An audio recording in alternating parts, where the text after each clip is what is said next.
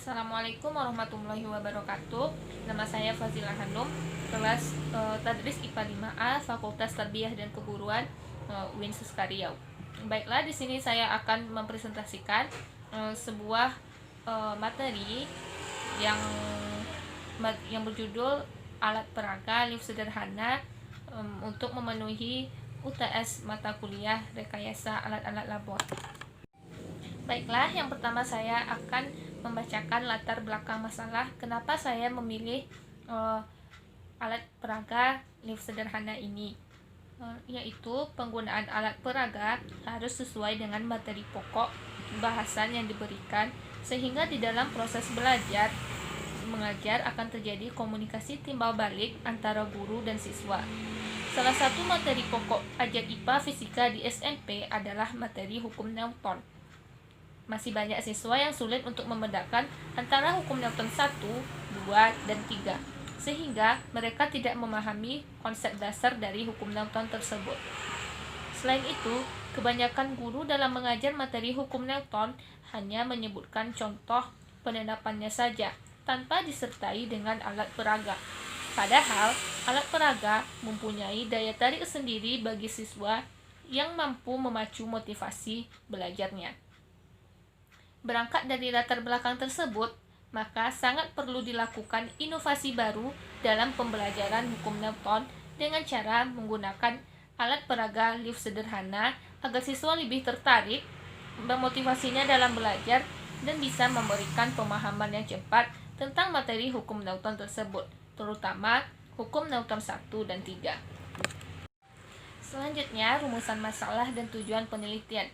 Yang pertama, rumusan masalah, yaitu apakah penggunaan alat peraga pada materi hukum Newton 1 dan hukum Newton 3 dapat meningkatkan motivasi belajar siswa. Yang kedua, apakah penggunaan alat peraga pada materi hukum Newton 1 dan hukum Newton 3 dapat meningkatkan pemahaman siswa. Yang kedua, tujuan penelitian. Untuk mengetahui seberapa besar motivasi belajar siswa terhadap alat peraga lift sederhana pada materi hukum 1 Newton dan hukum 3 Newton. Selanjutnya, untuk mengetahui peningkatan pemahaman siswa terhadap materi hukum Newton 1 dan hukum Newton 3 melalui alat peraga lift sederhana. Selanjutnya yaitu manfaat penelitian. Yang pertama, manfaat teoritis. Hasil pengembangan alat yang akan dilakukan diharapkan mampu menghasilkan manfaat teoritis, yaitu berupa sumbangan pemikiran dan tolak ukur pada pengembangan alat yang akan datang atau lebih lanjut dalam rangka memperbaiki kualitas atau mutu sumber daya manusia dan pendidikan, khususnya dalam pembelajaran fisika. Manfaat teoritis lainnya adalah membantu pengembangan media-media dalam pembelajaran lainnya. Selanjutnya, manfaat praktis. Yang pertama, bagi siswa, media alat peraga lift sederhana ini dapat merangsangnya berpikir kritis, inovatif, dan membantu mengembangkan kemampuannya. Yang kedua, bagi guru, sebagai sumbangan penelitian untuk meningkatkan kualitas pengajaran fisika untuk mencapai tujuan pendidikan yang diharapkan, dan sebagai bahan pertimbangan bagi guru pada bidang studi fisika untuk memilih media pembelajaran yang sesuai dengan materi yang akan diajarkan. Yang ketiga, bagi sekolah. Bagi pengelola pendidikan, terutama kepala sekolah, penelitian ini diharapkan akan mampu memberikan umpan balik bagi pengembangan dan pembinaan pendidikan, baik mengenai rencana dan solusi pembelajaran maupun penelitian media pembelajaran. Nah, kita masuk ke dalam materinya, yaitu tentang alat peraga. Alat peraga fisika adalah seperangkat benda konkret yang sengaja dibuat atau dirancang dan digunakan untuk membantu menanamkan konsep-konsep, mengembangkan konsep, dan prinsip-prinsip dalam fisika. Alat peraga merupakan salah satu komponen penentu efektivitas belajar. Fungsi alat peraga dalam proses belajar mengajar yaitu: yang pertama, sebagai alat bantu untuk mewujudkan situasi belajar mengajar yang efektif. Yang kedua, Penggunaan alat peraga merupakan bagian yang integral dan keseluruhan situasi mengajar. Ini berarti bahwa alat peraga merupakan salah satu unsur yang harus dikembangkan guru. Yang ketiga, alat peraga dalam pengajaran penggunaannya integral dengan tujuan dan isi pembelajaran. Fungsi ini mengandung pengertian bahwa penggunaan alat peraga harus melihat kepada tujuan dan bahan pembelajaran. Yang keempat, penggunaan alat peraga dalam pengajaran bukan semata-mata alat hiburan, dalam arti digunakan hanya sekedar melengkapi proses belajar supaya lebih menarik perhatian siswa. Yang kelima, penggunaan alat peraga dalam pengajaran lebih diutamakan untuk mempercepat proses belajar mengajar dan membantu siswa dalam menangkap pengertian yang diberikan guru.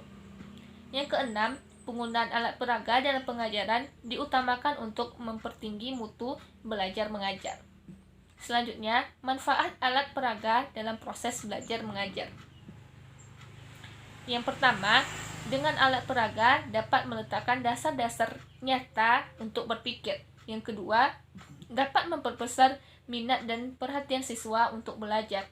Yang ketiga, dalam meletakkan dasar untuk perkembangan belajar sehingga hasil belajar bertambah mantap. Yang keempat, memberikan pengalaman yang nyata dan dapat menumbuhkan kegiatan berusaha sendiri pada setiap siswa. Yang kelima, menumbuhkan pemikiran yang teratur dan berkesinambungan. Yang keenam, membantu tumbuhnya pemikiran dan membantu berkembangnya kemampuan berbahasa. Yang ketujuh atau yang terakhir, memberikan pengalaman yang tidak mudah diperoleh dengan cara lain, serta mampu berkembangnya efisien dan pengalaman belajar yang lebih sempurna. Selanjutnya tentang hukum Newton. Yang pertama, hukum Newton 1. Bunyi hukum Newton 1 yaitu setiap benda tetap berada dalam keadaan diam atau bergerak dengan laju tetap sepanjang garis lurus kecuali diberi total yang tidak nol. Hukum pertama Newton menyatakan bahwa sebuah benda dalam keadaan diam atau bergerak dengan kecepatan konstan akan tetap diam atau akan terus bergerak dengan kecepatan konstan kecuali ada gaya eksternal yang bekerja pada benda itu. Kecenderungan ini digambarkan dengan mengatakan bahwa mempertahankan keadaan diamnya atau malas bergerak, dan benda yang mula-mula bergerak akan mempertahankan keadaan bergeraknya atau malas berhenti. Sifat benda yang cenderung mempertahankan keadaan geraknya, diam atau bergerak inilah yang disebut kelembaban atau inersia. Selanjutnya, hukum Newton 2. Bunyi hukum Newton 2 yaitu percepatan sebuah benda berbanding lurus dengan gaya total yang bekerja padanya dan berbanding terbalik dengan masanya. Arah percepatan sama dengan arah gaya total yang bekerja padanya. Jadi, A kecil sama dengan F besar per M kecil. Hukum kedua Newton menetapkan hubungan antara besaran dinamika gaya dan massa dan besaran kinematika percepatan, kecepatan, dan perpindahan. Gaya adalah suatu pengaruh pada sebuah benda yang menyebabkan benda mengubah kecepatannya, artinya dipercepat. Arah gaya adalah arah percepatan yang disebabkannya jika gaya itu adalah satu-satunya gaya yang bekerja pada benda tersebut. Besarnya gaya adalah hasil kali massa benda dan besarnya percepatan yang dihasilkan gaya. Massa adalah sifat intrinsik sebuah benda mengukur resistensinya terhadap percepatan. Jika gaya F besar dikerjakan pada benda bermassa M dan menghasilkan percepatan A, maka F besar sama dengan M kecil dikali A kecil. Selanjutnya, hukum Newton 3. Bunyi hukum Newton 3 yaitu ketika suatu benda memberikan gaya pada benda kedua tersebut memberikan gaya yang sama besar tetapi berlawanan arah terhadap benda yang pertama. Atau bisa juga diartikan F aksi sama dengan F min reaksi. Hukum ketiga Newton menggambarkan sifat penting dari gaya, yaitu bahwa gaya-gaya selalu terjadi berpasangan. Jika sebuah gaya dikerjakan pada sebuah benda A, maka harus ada benda lain B yang mengerjakan gaya itu. Selanjutnya, jika B mengerjakan gaya pada A, maka A harus mengerjakan gaya pada B yang sama besar dan berlawanan arahnya.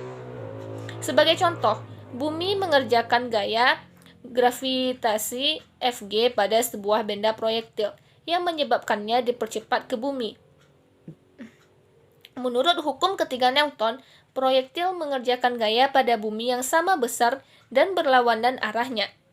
Jadi, proyektil mengerjakan gaya Fg aksen sama dengan min Fg pada bumi ke arah proyektil.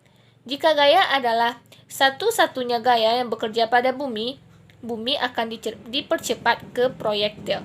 Karena bumi mempunyai massa yang sangat besar, percepatan yang dialami akibat gaya yang dihasilkan proyektil ini sangat kecil dan teramati. Selanjutnya, kerangka berpikir. Keberhasilan proses pembelajaran merupakan hal yang paling didambakan di dalam pelaksanaan pendidikan di sekolah. Dalam proses pembelajaran, komponen utamanya adalah guru dan siswa. Agar proses pembelajaran berhasil, guru harus berupaya menimbulkan dan mempertahankan perhatian dan dorongan siswa untuk melakukan kegiatan belajar yang dapat diwujudkan melalui beberapa upaya seperti penggunaan media belajar atau alat peraga. Siswa sering sekali merasa bosan atau malas untuk mengikuti pelajaran fisika. Pelajaran fisika dianggap pelajaran yang sulit dan menakutkan bagi peserta didik. Karena pelajaran fisika menyajikan angka, simbol, rumus, dan lainnya yang membuat otak susah untuk memahaminya. Hal tersebut menyebabkan siswa kurang tertarik dan tidak termotivasi untuk belajar fisika. Oleh sebab itu, pada penelitian ini, peneliti menekankan pembelajaran fisika dengan menggunakan alat peraga. Alat peraga yang digunakan dalam penelitian ini adalah alat peraga lift sederhana. Penggunaan alat peraga ini diharapkan dapat mengurangi rasa bosan siswa dalam belajar fisika sehingga siswa termotivasi untuk mengikuti kegiatan pembelajaran. Selanjutnya yaitu langkah-langkah pembelajaran. Metode yang digunakan pada penelitian ini menggunakan model pengembangan dengan pendekatan ADDIE menurut Brands. Pada metode ini terdapat 5 tahapan. Yang pertama, analisis, yang kedua, design, yang ketiga, development, yang keempat, implementation, dan yang kelima, evaluation. Sedangkan menurut Brands, metode penelitian R&D memiliki 5 langkah, dikenal dengan pendekatan ADDIE, yaitu singkatan dari Analysis, Design, Development, Implementation, dan Evaluation. Berikut adalah gambar tahapan langkah penelitian R&D dengan metode pendekatan ADDIE. Yang pertama yaitu tahap analisis. Tahap pertama yang dilakukan pada penelitian pengembangan ini yaitu dengan menganalisis potensi dan permasalahan yang ada untuk diselesaikan dengan solusi yang tepat. Pada tahap ini, peneliti melakukan analisis mengenai kondisi lingkungan, proses pembelajaran, pemahaman siswa, fasilitas penunjang pembelajaran, materi dan silabus mata pelajaran melalui studi literatur. Selanjutnya, peneliti menganalisis permasalahan yang ada dari aspek-aspek tersebut untuk diatasi. Untuk mengatasi permasalahan yang ada, peneliti melakukan pengembangan media alat peraga lift sederhana sebagai media pembelajaran untuk menyelesaikan permasalahan yang ada. Yang kedua, tahap desain. Pada tahap perancangan ini akan dirancang alat peraga untuk pembelajaran IPA terpadu tingkat SMP dan MTS. Perencanaan membuat produk awal adalah dengan mengumpulkan bahan-bahan yang akan dilakukan dengan cara mencari melalui internet dan membaca buku. Bersamaan dengan itu, dilakukan juga penyusunan materi yang diambil dari bahan utama, misalnya buku, jurnal, skripsi, dan lainnya. Adapun penyusunan dan pengerjaan pembuatan alat peraga dilakukan dengan beberapa tahap. Tahap pertama, mengumpulkan alat dan bahan yang akan digunakan untuk membuat lift sederhana. Alat dan bahan terdiri dari papan mika, benang nilon, baterai, dinamo, saklar, tempat baterai, gergaji, dan meteran. Tahap 2, pembuatan alat. Tahapan pembuatan alat peraga ini meliputi: yang pertama, pembuatan satu dudukan lift sederhana. Yang kedua, pembuatan satu tiang penyangga lift. Yang ketiga, pembuatan satu lift. Yang keempat, pemasangan tali dinamo dan dikaitkan ke tiang penyangga lift dan juga lift. Yang terakhir, pemasangan baterai dan saklar. Yang ketiga yaitu tahap development. Pada tahap ini, alat yang telah jadi akan melalui pengembangan agar dapat diperbaiki. Alat peraga yang telah jadi akan dikembangkan dengan: yang pertama, validitas. Alat peraga yang telah jadi akan melalui validitas alat yang dikembangkan untuk menilai kesesuaian alat peraga yang telah dibuat dengan materi ajar yang akan diterapkan. Yang kedua, kepraktisan. Setelah alat melalui tahap validitas dan telah diuji, kemudian alat yang telah jadi akan melalui uji kepraktisan penggunaan alat. Yang keempat yaitu tahap implementation. Tahap implementasi ini dilakukan setelah produk selesai dibuat lalu diuji oleh ahli media dan ahli materi. Implementasi alat peraga lift sederhana dilakukan di kelas 8 pada mata pelajaran IPA Fisika. Tujuan dari implementasi yang dilakukan adalah untuk mengetahui motivasi belajar siswa serta membantu meningkatkan pemahaman siswa pada materi hukum Newton melalui alat peraga lift sederhana ini. Implementasi ini dilakukan secara langsung pada kegiatan pembelajaran. Yang kelima yaitu tahap evaluation. Evaluasi produk sebagai media pembelajaran dilakukan setelah implementasi. Tujuannya untuk memperbaiki kekurangan yang ada pada produk sebagai media pembelajaran. Kekurangan yang ada pada produk lift sederhana tersebut diperbaiki kembali untuk meningkatkan kelayakan dan kualitas pengembangan media pembelajaran berupa alat peraga lift sederhana sebelum diimplementasikan secara luas. Setelah melakukan perbaikan pada tahap evaluasi, maka media pembelajaran alat peraga lift sederhana telah dikatakan layak sebagai media pembelajaran pada materi hukum Newton. Selanjutnya, metode pengembangan tahap 1. Yang pertama, instrumen pengumpulan data. Instrumen pengumpulan data yang akan digunakan menggunakan angket yang disusun menggunakan skala Likert. Di dalamnya telah membuat ketahanan produk, kemudahan penggunaan produk, dan kebutuhan produk dalam pembelajaran. Teman-teman dan ibu bisa melihat skala Likert dan skor yang digunakan dalam angket yang dibuat pada PPT yang telah disajikan. Selanjutnya, tahap kedua yaitu analisis data. Analisis data yang akan diterapkan dalam penelitian ini adalah analisis data kualitatif dan kuantitatif. Analisis data kualitatif, analisis data kuantitatif yaitu menganalisis data hasil review dari dosen pembimbing berupa saran atau perbaikan alat yang telah dibuat. Analisis data kualitatif, analisis data kuantitatif yaitu menganalisis data hasil berupa angket, skor hasil angket yang telah diisi selama pengamatan alat berlangsung. Data tersebut dapat dianalisis dengan menghitung rata-rata jawaban berdasarkan skor setiap jawaban dalam bentuk persen dengan rumus skala yang diperoleh per skala maksimal dikali dengan 100%. Selanjutnya, perencanaan desain produk bisa ibu dan teman-teman semua lihat pada gambar ini ya.